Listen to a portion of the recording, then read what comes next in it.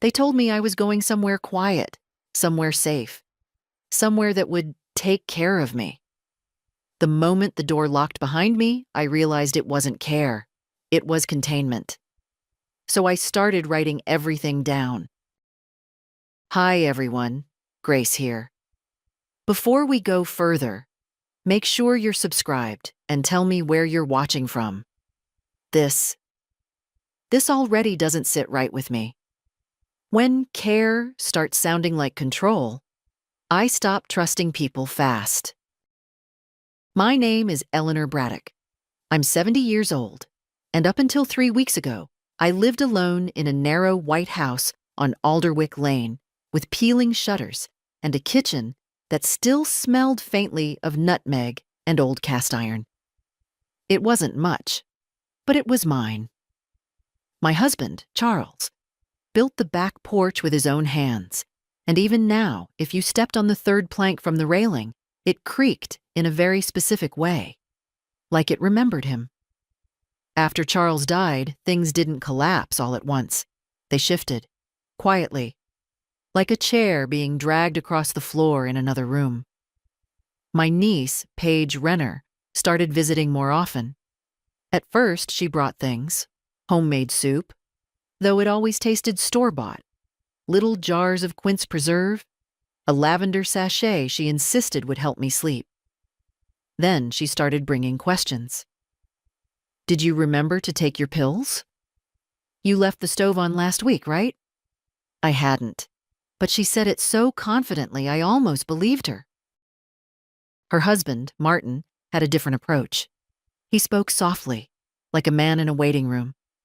Always reasonable, always patient. Ellie, he'd say, leaning against the kitchen counter like he belonged there. At your age, it's not about independence. It's about safety. He never raised his voice. He didn't need to. Men like him rarely do. And then there was Blake, their son.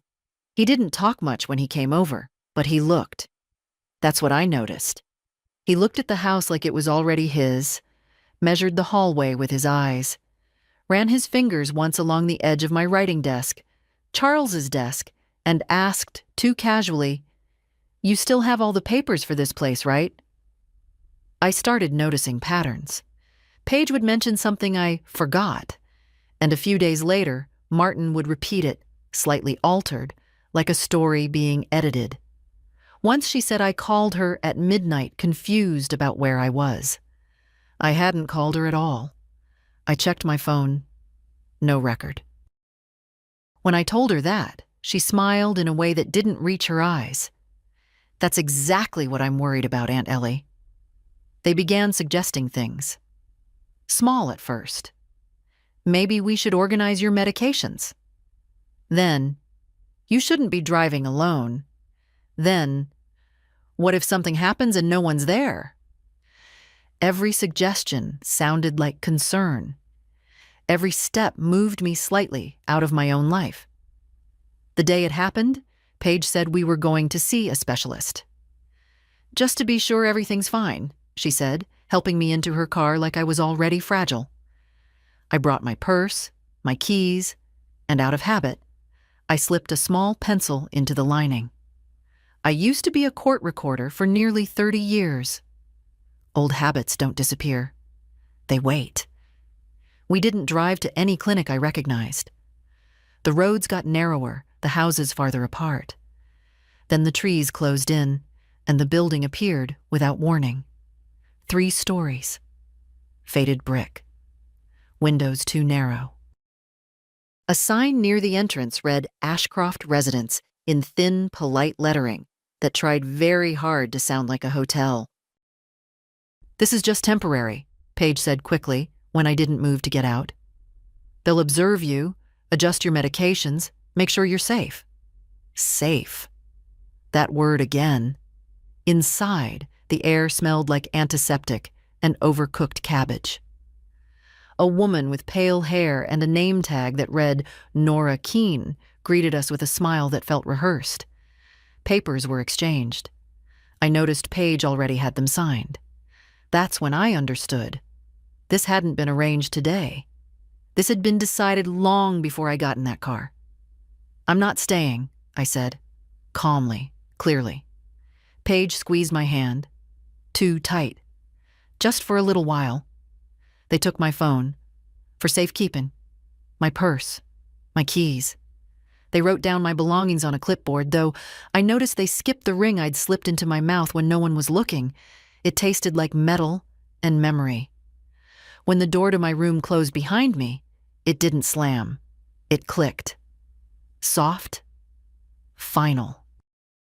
I sat on the bed, felt the thin mattress dip under my weight, and for a moment, I let myself feel it. The betrayal, the insult, the cold realization that my own blood had decided I was easier to remove than to respect. Then I reached into the lining of my slipper, pulled out the pencil, found an old notebook tucked in the drawer, recipes, mostly, handwritten, and turned to the first empty page. Day 1. They lied about the stove. I wasn't going to argue. I wasn't going to scream. I was going to write. The first night in a place like Ashcroft doesn't feel real. It feels staged, like you've been placed inside someone else's routine and expected to follow along without asking why. The lights dimmed at exactly 9. Doors clicked shut one by one down the corridor. Somewhere, a television murmured through a wall, low and constant, like a voice you couldn't quite understand. I didn't sleep. The mattress was thin. The pillow smelled faintly of starch and something older, something like damp paper. I lay on my back and listened. Footsteps passed every hour. Soft-soled shoes, not rushed, not lazy. Controlled. Like people who knew they were being listened to. I waited until I was sure no one was coming, then pulled the notebook out from under the mattress. My pencil moved quietly. 9:42 p.m. Hallway. Quiet. Staff rotation every 60 minutes. Door locks from outside. I paused, listening again. They assume we won't notice patterns. That part I underlined. By morning, I had decided something important. I was not going to behave like someone they could dismiss. Breakfast was served in a room that tried too hard to look cheerful. Yellow curtains, plastic flowers. A long table where people sat not quite together, not quite apart. I took my tray, scrambled eggs too pale, toast already cold, and something they called oatmeal but tasted like paste, and chose a seat near the end. That's where I met her. "You're new," she said without looking at me. Her name, I would later learn, was June Ellery. White hair pinned back too tightly, hands that trembled only when she wasn't paying attention. There was a teacup in front of her, chipped at the rim, and she held it like it was something important. "Yes," I said. "Apparently." She gave a small, humorless smile. "That's what they all say the first day." I didn't answer right away. I studied her instead. Her clothes were neat, not hospital-issued. That meant something. She hadn't been fully processed into the system yet. "Do you know why you're here?" she asked. "Yes," I said. "My family thinks I'm confused." June let out a quiet breath through her nose. "And are you?" "No." She nodded once, like she'd expected that answer. "Then don't argue. Not today." That caught my attention. "Why not?" Now she looked at me. Her eyes were sharp. Too sharp for someone who was supposed to be fading. "Because they write things down," she said. "And they don't write what you say. They write what they need." I felt something settle into place inside me. Not fear. Recognition. "I used to write things down for a living," I said. "Court records." That changed something in her expression, just slightly. "Then you already understand," she said quietly. The version that gets written becomes the truth. We ate in silence after that, but it wasn't uncomfortable. It was the kind of silence shared by people who had just agreed, without saying it out loud, to pay attention. After breakfast, they gathered us in a small room for what they called a wellness check. A young man with a clipboard, Caleb Ross, I remembered from the name tag, asked simple questions in a voice that was almost apologetic. "Do you know what day it is, Mrs. Braddock?" I gave him the correct answer. "Do you know where you are?" "Yes, Ashcroft Residence." "Do you know why you're here?" I paused just long enough to make it believable. My niece was worried about me. He wrote something down. I watched his hand, quick, efficient. But when he lifted the pen, I noticed something. He hadn't written what I said. He'd written, "Resident acknowledges need for supervision." That was the first time I understood how quickly a person could disappear without ever leaving the room. Later, back in my room, I wrote it down. Caleb Ross. Alters phrasing. Not exact record. Important. The afternoon passed slowly. Too slowly. I learned the sounds of the place. The way the radiator clicked twice before heating. The way one of the doors at the end of the hall scraped slightly against the floor when it opened. The smell of boiled rutabaga drifting in from somewhere around 3. At some point, a woman brought in fresh linens. She didn't say much, but she moved differently from the others. Less rehearsed, more aware. "Molly," she said when I asked her name. "Molly Harker." She changed the sheets quickly, efficiently, but her eyes flicked once, just once, to the notebook partially hidden under my pillow. She didn't say anything about it.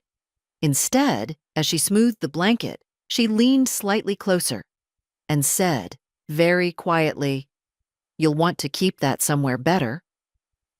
Then she stepped back, like nothing had happened. I didn't respond. I didn't even look at her. But I understood. That evening, I moved the notebook. Not under the mattress this time. Too obvious. Too easy to check. Instead, I folded a page carefully, tore out the written sections, and slid them into the lining of my house slipper. The rest of the notebook I left where it was, open to a recipe for lemon chess pie, written in a looping, careful hand that wasn't mine. If they looked, they'd see nothing unusual. If they didn't, I would keep writing. Before lights out, I sat on the edge of the bed and listened again. The same footsteps. The same rhythm. Only now I knew something I hadn't known the night before. I wasn't the only one paying attention, and that meant this place wasn't as quiet as they wanted it to be. By the third day, the place stopped pretending to be harmless. It wasn't anything obvious. No one shouted. No one dragged anyone down the hall. It was quieter than that. Cleaner. Which made it worse. I started noticing who disappeared. Not dramatically, not in front of everyone. Just gone. A chair empty at breakfast, a name no longer called during medication rounds. When I asked June about it, she didn't answer right away. She stirred her tea slowly, watching the surface like it might tell her something. "They get transferred," she said finally. "Where?" Another pause. Longer this time. "They don't tell us." That wasn't an answer. That was a warning. I wrote it down as soon as I got back to my room. Residents leaving without notice. Belongings not fully removed. Check laundry. So I did. The laundry room sat at the end of the hall, past a door that always stayed half open, like it didn't want attention. The smell hit first. Detergent, bleach, and something sour underneath. I moved slowly, like I belonged there. That's the trick. People don't question you if you look like you already know what you're doing. There were baskets stacked along the wall, names written in black marker, some fresh, some faded. I found one labeled E. Carver. June had mentioned her the night before. Said she used to hum while she ate. The basket was still full. Clothes folded, slippers tucked neatly underneath. A cardigan with one loose button. No sign of anyone coming back for it. I didn't touch anything. Just looked. Counted. Memorized. When I turned to leave, someone was standing in the doorway. Caleb. He wasn't holding his clipboard this time. "You're not supposed to be in here," he said, but his voice didn't carry authority. It carried something else. Unease. "I was looking for fresh linens," I replied. He hesitated. His eyes moved past me to the baskets, then back again. "Those get handled by staff." "I see that." Another pause. Then quietly, almost like he regretted saying it the second it left his mouth. "You shouldn't ask too many questions your first week." There it was again. Not a threat. Not exactly. More like advice you give someone before something goes wrong. I nodded, like I understood less than I did. "Of course." He stepped aside to let me pass, but as I walked by, I noticed his hand tighten slightly against the doorframe. He was nervous. That meant he knew. Back in my room, I didn't write right away. I waited, listened, made sure I was alone. Then I pulled the paper from my slipper and added a new line. E. Carver. Belongings remain. No formal discharge observed. I underlined it once. Then, after a moment, I added, Caleb aware. Not aligned with system. Pressure visible. That afternoon, I met the cook. Her name was Joan Mercer, and she ran the kitchen like it was the only honest place left in the building. She didn't smile much, but she watched everything. When I came in during the lull between meals, she didn't ask why. "Coffee?" she said, already reaching for a small chipped demi-tasse cup. "Yes," I answered. It was stronger than anything they served at breakfast. Real coffee. Not whatever powdered substitute they pushed on the residents. "You're writing things down," she said without looking at me. It wasn't a question. I didn't answer immediately.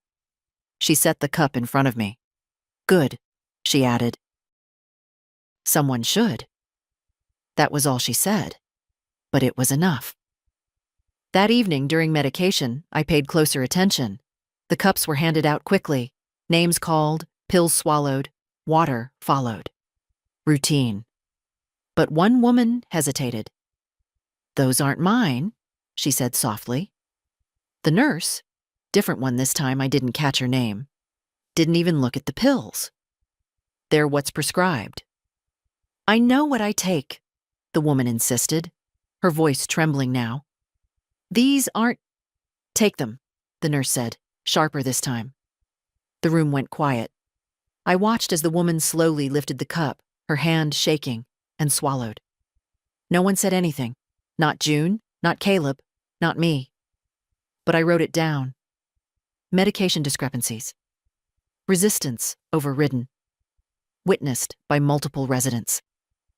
I stared at the words for a long time after I wrote them. Because by then, the pattern wasn't just forming, it was tightening. And whatever this place really was, it wasn't just about keeping people safe. It was about making sure no one could prove they weren't. On the fourth day, my niece came back. They didn't warn me. They never do. Visits here are staged like interruptions, not reunions. I was sitting in the common room, pretending to read a gardening magazine about hydrangeas that would never survive the soil back home when I heard her voice. "Ellie? Too bright. Too careful." I looked up slowly, like it took effort. Paige stood near the doorway with Martin just behind her, hands folded neatly, as if this were a polite social call and not what it actually was. "Hello, dear," I said. She smiled, but it didn't hold. Her eyes moved around the room, checking who was watching, always aware of the audience. "How are you feeling?" she asked, sitting beside me, her hand already reaching for mine. "Clear," I said. That wasn't the answer she wanted. Martin stepped in smoothly. That's good. That's very good. He pulled a chair closer. The staff says you've been adjusting. Adjusting. Another word that meant nothing and everything. Paige opened her bag. Papers. Of course. We just need to take care of a few things while you're here, she said gently. Temporary arrangements, just in case. I didn't touch the folder. What kind of arrangements? Oh, nothing serious, she replied quickly. Just so we can help manage things. Bills, the house, little details you shouldn't have to worry about right now. Martin added, It's about protecting you, Ellie. There it was again. Protecting. I let my hand rest on the paper but didn't open it. Instead, I tilted my head slightly, like I was trying to follow along. I get tired, I said quietly. Hard to focus. Paige relaxed. I saw it happen. A small drop in her shoulders. Of course you do, she said softly. That's why we're here. She slid the pen toward me. I picked it up, then set it back down. Later, I murmured. When I'm sharper. For a second, just a second, something flickered across her face. Irritation, real, unfiltered. Martin noticed it too. He stepped in again, voice calm but firmer now. Ellie, it's important we don't delay these things. Timing matters. I looked at him, and for the first time, I didn't soften it. Then you should have told me the truth before bringing me here. Silence. Not loud, not dramatic, just heavy. Paige's grip tightened on her bag. We did what was best. No, I said. You did what was convenient. Martin leaned back slightly, reassessing. Paige said nothing. Good. That meant I'd said enough. A nurse appeared not long after, too quickly for coincidence. Visiting time is almost over, she said, with a polite smile that didn't include her eyes. Paige gathered the papers, slower this time, more careful. We'll come back, she said, when you're feeling better. I nodded. Yes, I replied, when I'm feeling better. They left without touching me again. I stayed in the chair a while longer, letting the room settle back into its quiet rhythm. June didn't look at me, but I could feel her attention. When I finally returned to my room, Molly was there, adjusting the curtains. They brought papers, she said without turning. Yes. You didn't sign. No. She nodded once. Good. That was all. After she left, I took the pages from my slipper and added a new entry. Day 4. Family attempted signature. Property transfer likely. Urgency increasing. I paused, then added one more line. They're running out of patience. I sat there for a long moment, pencil resting against the page, because now I understood something clearly. This wasn't about care. It wasn't even about control. It was about time. And they were trying to move faster than I could prove what they were doing. That meant I didn't have the luxury of waiting anymore. That same evening, everything shifted. It wasn't loud. It wasn't obvious. But it was the first time I saw proof that what I suspected wasn't just a pattern.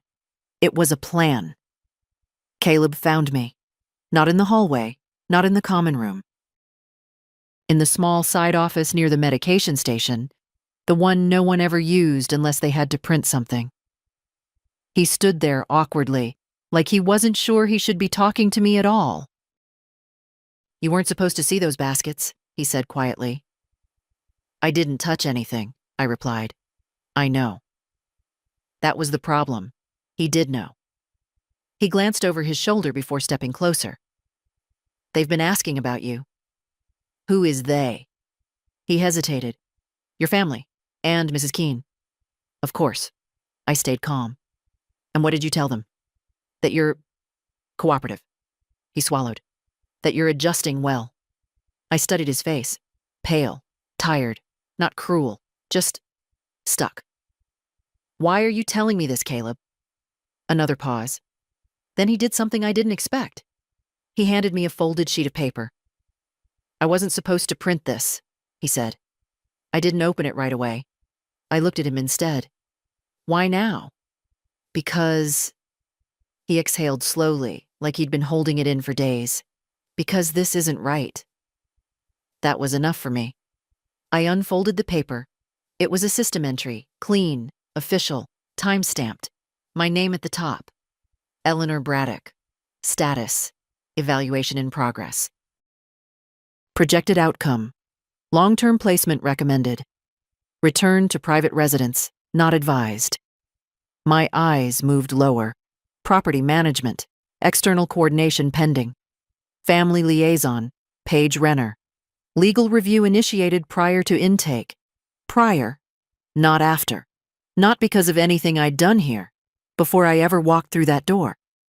For a moment, the room felt smaller, quieter, like something had just locked into place that couldn't be undone.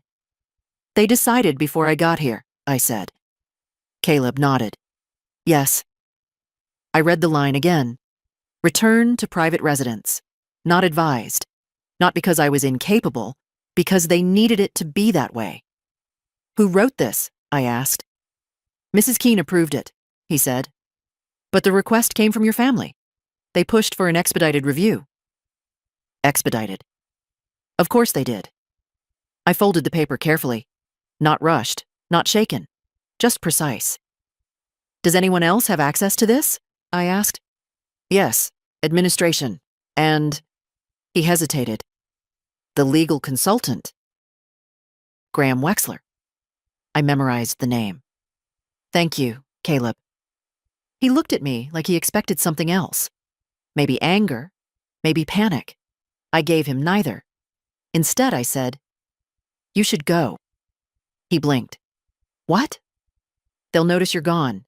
And if they think you're helping me, you won't be able to help anyone." That landed. He nodded slowly, then stepped back. But before he left, he said something under his breath. "They're planning to move you." My eyes lifted. "When?" "Soon," he said. "North wing." Then he was gone. I didn't go back to my room right away. I walked, slowly, like I always did, past the common room, past the dining hall, past the door that scraped slightly when it opened. North wing was at the far end, locked, of course. But even from the hallway, you could feel the difference. Quieter, colder. No voices, no television, nothing. That wasn't where people recovered. That was where they were removed. I turned back without touching the handle. No need to draw attention. Back in my room, I waited. Listened. Then I pulled the papers from my slipper and added a new entry. System record confirms. Decision made prior to admission. Family-initiated legal process before intake. Outcome predetermined. I underlined that last part twice.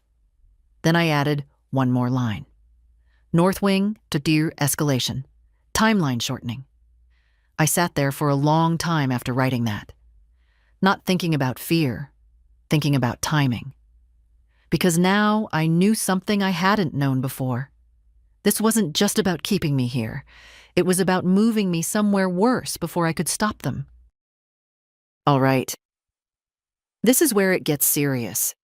They didn't react to her condition. They built the story first, then placed her inside it. And that north wing. I don't like the sound of that at all. What would you do in her place right now?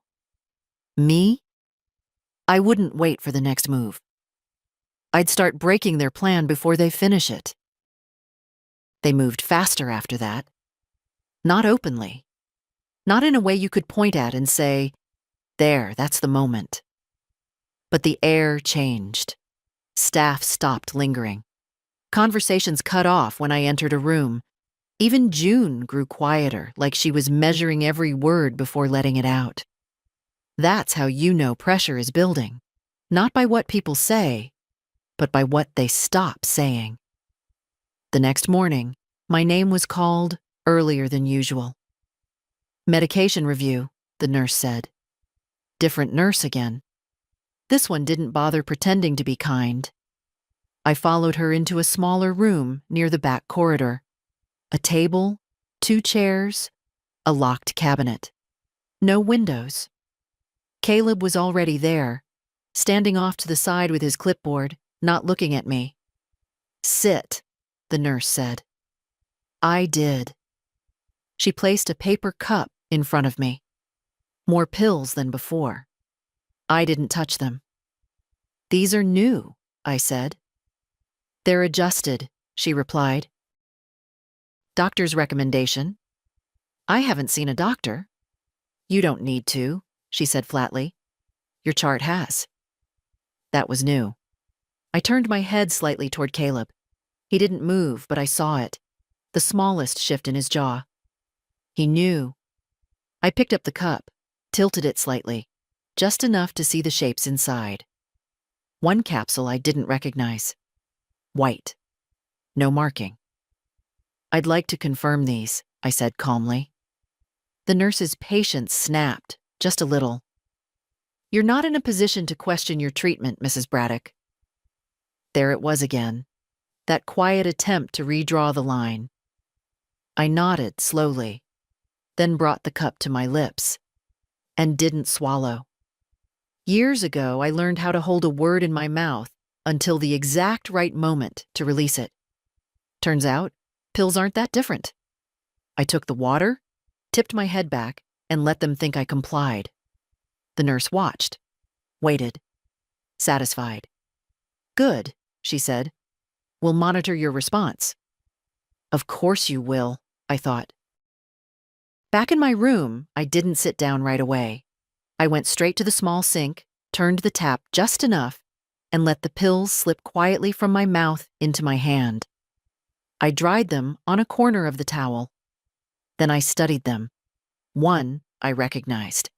The other, I didn't. I wrapped them carefully in a piece of tissue and slid them into the lining of my slipper, next to the pages. Medication change. No physician present. Unknown capsule introduced. Forced compliance. I wrote it all down, every detail. Because now it wasn't just about documents or signatures. They were trying to make me easier to manage, and that meant I had less time than I thought. That afternoon, I found Joan again.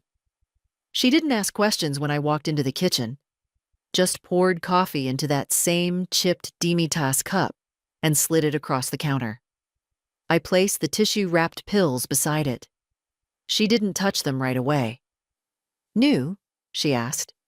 "Yes." She glanced toward the door, then leaned in slightly. "Don't take anything you don't recognize." "I don't plan to."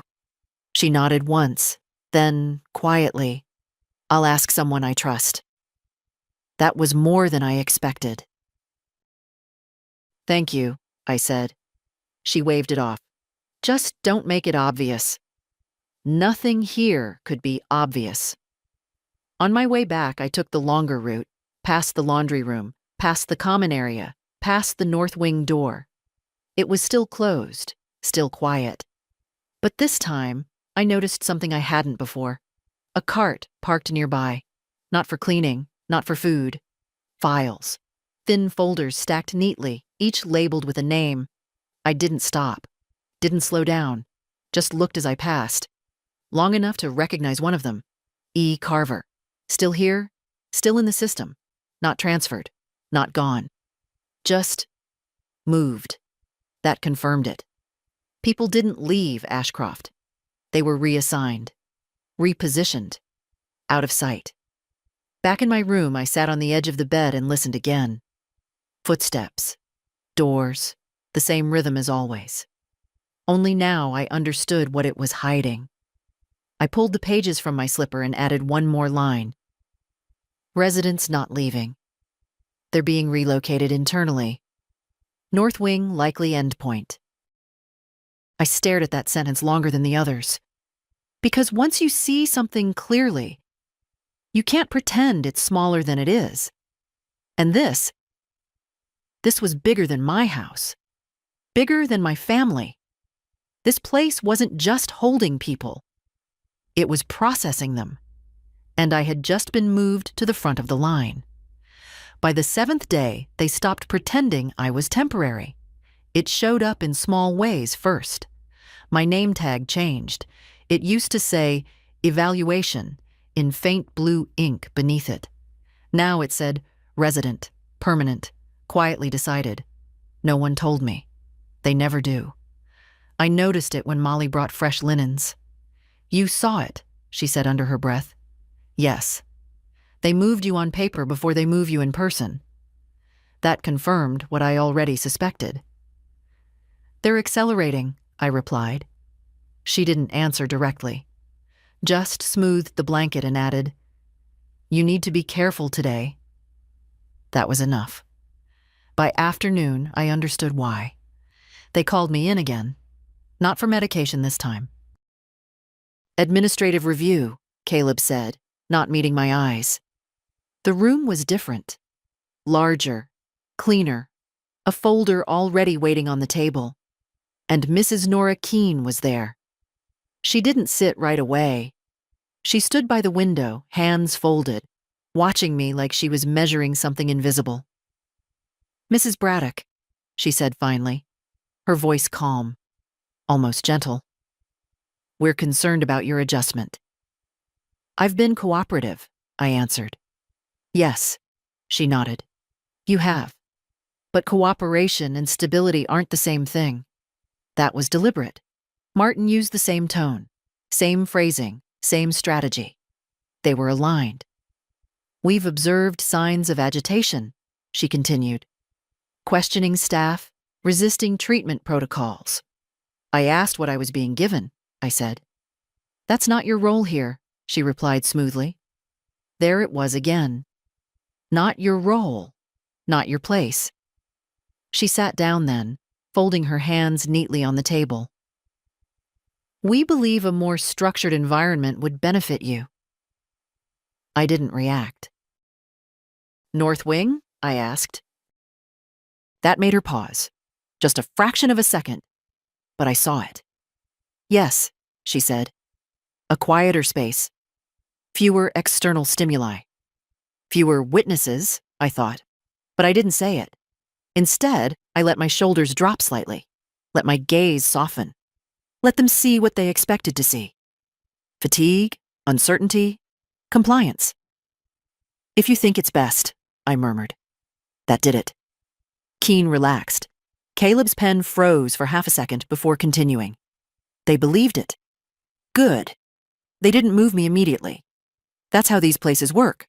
They prepare first, reassign staff, adjust records, create the version of events they need before anything physical happens. That gave me a window, a small one, but enough. That evening, Joan found me before dinner. She didn't speak until we were alone in the kitchen. The capsule, she said quietly. Sedative, stronger than what they list. I nodded. I didn't take it. Good, she replied, then added, they use it before transfers. Makes people easier to move. Of course they do. Thank you, Joan. She gave a short nod. You didn't hear it from me. When I stepped back into the hallway, June was waiting near the window. You're being moved, she said, without turning. Yes. She looked at me then. For the first time, there was something close to urgency in her eyes. Once you go there, she said, you don't come back the same. I'm not planning to stay, I answered. That almost made her smile. Almost. Back in my room, I didn't sit, didn't hesitate. I pulled everything out. Pages, notes, pills, names, laid them across the bed in order, not as memories, as evidence. I rewrote what mattered most in smaller script, condensed, sharper, harder to dismiss. Pre-admission legal coordination confirmed. Medication manipulation verified.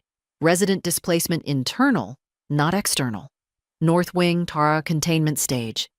I folded the pages tighter this time, smaller, easier to hide. Then I slipped them into a new place. Not the slipper. Too predictable now. Instead, inside the hem of my nightgown. Sewn just enough with thread I pulled from the lining. They could take everything else. Not that. Before lights out, I stood by the door and listened. Same footsteps. Same rhythm. Only now I could hear something underneath it. Preparation, movement. Doors opening where they usually stayed closed. They were getting ready. So was I. I returned to the bed, lay down slowly, and closed my eyes. Not to sleep. To wait. Because the next time they came for me, I wouldn't resist. I wouldn't argue. I wouldn't give them anything they could write down. I would go exactly where they wanted me, and I would take everything I knew with me. Into the one place they thought no one ever came back from. They came for me after lights out. No announcement, no explanation. Just the soft click of the door and two silhouettes against the hallway light. "Miriam," one of them started, then corrected herself. "Mrs. Braddock." "We're relocating you." Relocating. Such a clean word. I sat up slowly, like it took effort. Let my movements drag just enough to look believable. Molly wasn't there. Different staff. That told me everything I needed to know. This wasn't meant to be witnessed. "Now?" I asked quietly. "It's better this way," the man said. Not unkind. Just rehearsed. I nodded. No resistance, no questions. That's what they wanted. I slipped my feet into my slippers, empty now, and stood, steady enough not to raise suspicion, unsteady enough to fit their story. The hallway was darker than usual. Fewer lights, fewer doors open. As we walked, I counted steps out of habit. 12 to the turn, 7 to the service corridor. Then the air changed. Colder, cleaner, quieter. North wing. The door didn't scrape like the others. It opened smoothly, maintained better, used less. Inside, the difference was immediate. No television noise, no murmured conversations. Just silence, and the faint hum of something mechanical behind the walls. The rooms here had narrower windows. Higher up. Harder to see out of. "Temporary observation?" the woman said, opening a door. Of course it was. I stepped inside without hesitation. The room was almost empty. Bed, chair. No personal items. No drawers worth checking. They expected compliance. I gave it to them. I sat. They lingered just long enough to be sure I wouldn't stand back up. Then the door closed. Click. Same sound, different meaning. I didn't move right away. I listened first. Footsteps fading. One set lingered longer outside. Guarding or just cautious, I couldn't tell. Then even that disappeared. Only when the silence settled did I reach for the hem of my nightgown. Still there. The pages hadn't shifted. Good. I pulled one free carefully, just enough to reread the key lines in the dim light. North wing, sheer containment stage. Yes. Now I could confirm it. Time passed differently in that room. No clock, no voices, no routine to anchor it. But I tracked what I could. Meals came late. No interaction. Just a tray slid in, door closed again before I could even look up properly. The food was softer here, easier to eat, easier to drug. I didn't touch the drink, not once. At some point, hours maybe, I heard something. Not from the hallway, from the wall. A faint tapping, irregular, not pipes. I moved closer, slow, quiet. Tapped back once. Silence. Then 2 taps. Pause. 3. Someone else was here. Alive. Aware. Not gone. I returned to the bed and sat down, letting that settle in. They hadn't removed people. They'd buried them inside the system. Out of sight. Out of reach. But not out of existence. I pulled the page free again and added one more line, writing smaller than before. North wing occupied, others present, communication possible. I paused, then underlined it once, because that changed everything. This wasn't the end of the line. It was the part they thought no one could map. And now, I was inside it. The tapping didn't stop. It came and went, irregular at first, like someone testing whether I would answer again. I didn't rush it. That's the mistake people make. They treat contact like rescue. It isn't. Not yet. I waited. Then I tapped once. Pause. 2 taps back. This time, faster. Pattern. I shifted closer to the wall, pressing my ear lightly against the cold surface. "Can you hear me?" I whispered. Nothing. Then, 3 taps. Pause. 1. It wasn't random. It was deliberate. Someone was trying to communicate without being heard. I spent the next hour mapping it. Simple responses at first. 1 for yes, 2 for no, 3 to repeat. Primitive, but effective. Eventually, I asked the question that mattered. "Are there others?" Tap, tap. Yes. My fingers tightened slightly against the wall. "How many?" Pause. Then, 4 taps. At least 4. In this wing alone, not transferred, not gone, contained. That changed the scale of everything. This wasn't about isolating individuals. It was about processing them in groups, quietly, efficiently. Later, if it was later, time had no edges here. The door opened again. Same quiet motion, same controlled presence. A tray slid in. This time, the man didn't leave immediately. He stood there a moment longer than necessary, watching, waiting, testing. "Did you sleep?" he asked. I nodded slowly. "Yes." "Good," he said. "You'll feel better once the adjustment settles." Adjustment. Always that word. I kept my expression soft, unfocused, gave him exactly what he expected to see. "Am I staying here?" I asked. "For now," he replied. "Until you're stable." Stable meant silent, manageable, unquestioning. I lowered my gaze like the conversation had already slipped from me. He left. As soon as the door closed, I moved. Not to the food, to the wall, 3 taps. Pause. 3 taps back. Still there. Good. That night, the tapping changed. Faster, more urgent. I leaned in again. Tap, tap, tap, pause, tap, pause, tap, tap. It took me a moment. Then I understood. Not a conversation, a warning, footsteps, not the usual pattern, more than 2. Moving quickly but not running, stopping at doors. Keys. Metal against metal. I stepped back from the wall just as mine opened. 2 staff this time, not the same as before. And behind them, Mrs. Keene. She didn't step inside. She didn't need to. Her presence filled the doorway. "Mrs. Braddock," she said calmly, "we're conducting a routine check." Routine. At night, in North Wing, of course. I stayed seated. Didn't move, didn't speak. Let them look. The bed, the tray, the walls. One of them stepped closer, scanning the room. Too close, too thorough. I could feel it. This wasn't random. They were checking for something, or someone, or signs of both. Keene's eyes settled on me, longer than before.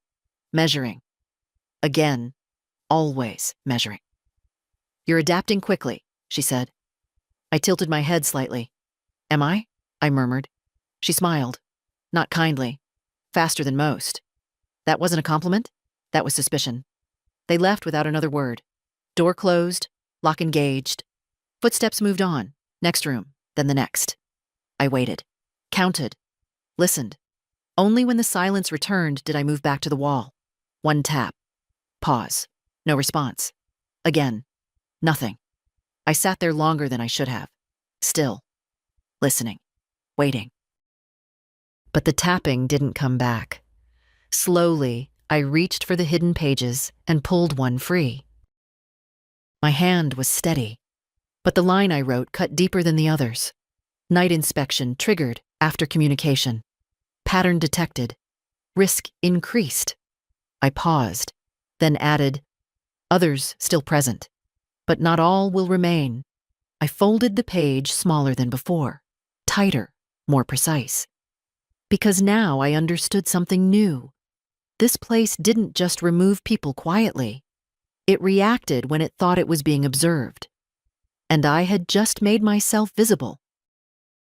This is the moment I'd be seriously worried. She made contact, and the system answered back. Not directly, but fast enough to notice. What would you do here? Keep pushing or go quiet? Me? I'd probably slow down, disappear a little, then hit back when they stop watching. The tapping didn't return that night, and that told me more than if it had. By morning, if it was morning, the light here barely changed. The hallway felt different again. Not louder, not busier, just tighter. Like something had already happened and no one was going to say it out loud. When the door opened, it wasn't the same man. This one was older, broader shoulders, slower movements. He placed the tray down without looking at me, then stayed. Too long. "They'll be reviewing your status today," he said. I didn't answer right away. Then, softly, "Am I improving?" That was the word they liked.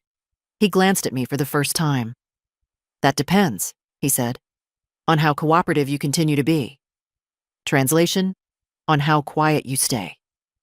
I nodded. He left. I didn't go to the wall immediately. I waited, listened, counted. No tapping, no signal, nothing. That absence settled into something colder than fear, because silence here didn't mean safety. It meant removal. When I finally moved, I didn't tap. I placed my hand flat against the wall instead, still cold, still solid, still hiding something I couldn't reach anymore. Whoever had been there wasn't answering. I went back to the bed and pulled the page free again. Contact lost after inspection. Possible removal. Timing, 12 hours. I stared at that line longer than the others, because now I wasn't just documenting. I was tracking loss. Midday, judging by the timing of the second tray, they came again. 3 of them this time. And Mrs. Keene. Always Mrs. Keene when something important was about to happen. "Mrs. Braddock," she said, stepping inside without waiting. "We've reviewed your case." "Of course you have." I stayed seated, calm, quiet. "Your responsiveness has improved," she continued. "You're following guidance. That's encouraging." Encouraging meant useful. "We're considering adjusting your placement." Not releasing, adjusting. "Will I go home?" I asked, soft enough to sound uncertain. A pause. Then, "That depends on your continued progress." A lie so polished it almost sounded like truth. I nodded slowly, lowering my gaze again, letting them see compliance, letting them believe it. But something had changed. I could feel it in the way Keene watched me, longer, closer, like she was trying to decide something. Not about my condition, about my risk. "Have you had any unusual experiences?" she asked. There it was, careful, indirect, but targeted. I blinked once, let confusion show, just enough. "Like what?" She held my gaze. Sounds, disturbances, anything out of the ordinary. The wall, the tapping, the contact, they knew something, not everything, but enough to ask. I shook my head. "No," I said quietly. "It's been very quiet." That was the right answer. I saw it in her shoulders, in the way her expression softened just slightly. Relief, or maybe recalculation. They didn't stay much longer. No paperwork this time, no pills, just observation, assessment. Then they left again. As soon as the door closed, I stood.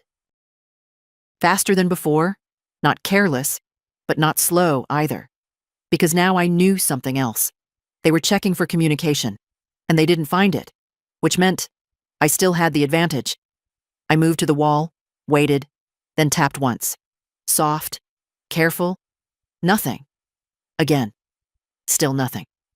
I stepped back, not surprised, but not ignoring it either, because whoever had been there was gone.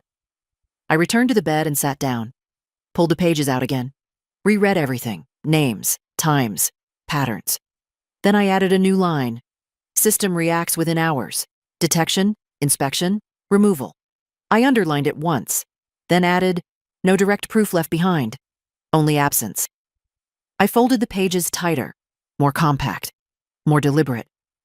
Because now the situation was clear. This place didn't just control people. It erased connections. Fast enough that no one could build anything solid. No alliances, no structure, no resistance. I leaned back against the wall again, closed my eyes, not to rest, to think. Because pushing blindly now would get me the same result. Silence. Removal. Gone. So I adjusted. Same as they did. Same as I always had. I wouldn't reach out again. Not yet. Not the same way. Not through something they were already watching. If this place erased contact, then I would have to create it somewhere else. Somewhere they didn't expect. And this time, I wouldn't test the wall. I would test the people watching it. They didn't come for me that night. That was new. After everything I had seen, the speed, the timing, the quiet removals, I expected escalation. Another inspection. Another shift. Something. But nothing came. And that told me something even more dangerous. They were waiting. The next morning the door opened without warning. No tray, no nurse. Just Caleb. Alone. That alone was wrong. He stepped inside quickly, closing the door behind him just enough to muffle the hallway, but not enough to lock it. You don't have much time, he said. No hesitation this time. No fear in his voice, just urgency. I stood. What happened to the others? His jaw tightened. They were moved out, not discharged, not transferred on record, just gone. Same pattern. Faster now. Why are you here? I asked. Because they're about to finalize your file, he said. Full guardianship, property clearance. Once that's signed, you're not leaving, not even on paper. I already knew that, but hearing it out loud changed the weight of it. Who signs it? I asked. Graham Wexler. Your niece already approved everything. They just need your non-resistance on record to justify it. Non-resistance. They didn't need consent anymore. Just silence. Caleb stepped closer, lowering his voice. I pulled something from the system, he said. You need to see it. He handed me a folded printout. Different from the last one. More detailed. Internal notes. I opened it. Case. Eleanor Braddock. Status. Non-resistant subject. Cognitive classification.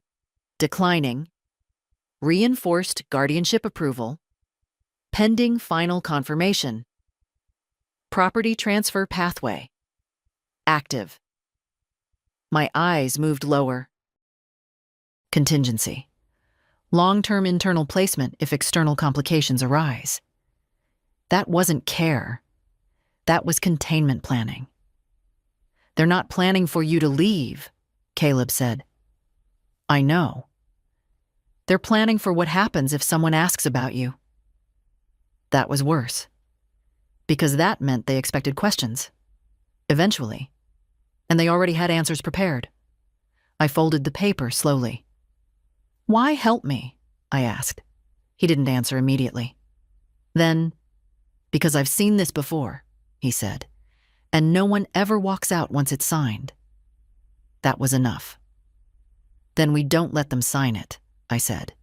He shook his head. You can't stop it from here. Then we don't fight from here. That made him pause. Finally, he was starting to understand. Who sees these records? I asked. Administration, legal, and... He hesitated. County oversight, but only if something triggers it. What triggers it? Formal complaint? External report? Something official? Good. That was a door. Can you get something out? I asked. His eyes narrowed slightly. What? Copies, notes, names. Enough to make someone look twice. That's risky. So is staying quiet. He looked at me for a long second, then nodded. I can try. Don't try. I said calmly. Do it once, correctly. That landed. Footsteps in the hallway. Closer. He stepped back immediately. I'll come tonight, he said under his breath. If I can. Then he was gone. Door closing just as the tray arrived. Perfect timing. Too perfect. I sat back down slowly, letting my body relax again into the role they expected. Quiet. Passive. Manageable. But inside, everything had shifted. This was no longer about documenting patterns or surviving North Wing. This was about breaking the system before it finished closing. I pulled the hidden pages free and added the most important entry yet. Guardianship imminent. System preparing external justification. Window of intervention, Chatru minimal. I paused. Then wrote one final line beneath it. Next move must leave the building, because if it stayed inside, it would disappear, just like the others. And this time, I wasn't going to let that happen. Caleb didn't come that night. At first, I thought he'd been stopped, or worse, noticed. In a place like this, absence always meant something. It was never neutral. But then the door opened. Not quietly this time, not controlled. Two men I hadn't seen before stepped in, followed by Mrs. Keene. And behind her, someone else. A woman in a dark coat, holding a thin leather folder. Not staff, not family, something official. Mrs. Braddock, Keene said, too composed, too precise. We have a few final confirmations to complete. Final. That word settled heavier than the rest. I stayed seated, calm, waiting. The woman stepped forward, opening her folder. My name is Maribel Hush, County Oversight. I just need to verify a few details before we proceed. That wasn't part of their plan. I saw it in Keene's shoulders. Tension, small but real. Something had shifted. Do you understand where you are? Maribel asked. Yes, I said. Do you feel safe here? I paused. Not long, just enough. Then, I feel observed. The room changed, subtly, but enough. Maribel's pen slowed. Observed how? She asked. Keene stepped in. Mrs. Braddock has shown signs of... Maribel lifted a hand. Let her answer. Silence. Clean, sharp. I looked directly at her. People disappear, I said. Records don't match what happens. And decisions about my home were made before I arrived. Keene didn't interrupt. That was the first real sign of trouble. Maribel's eyes didn't leave mine. Do you have anything to support that? Yes. I reached for the hem of my nightgown. Slow, careful, every movement visible. No sudden gestures, no reason to stop me. I pulled the folded pages free, set them on the table. Caleb chose that moment.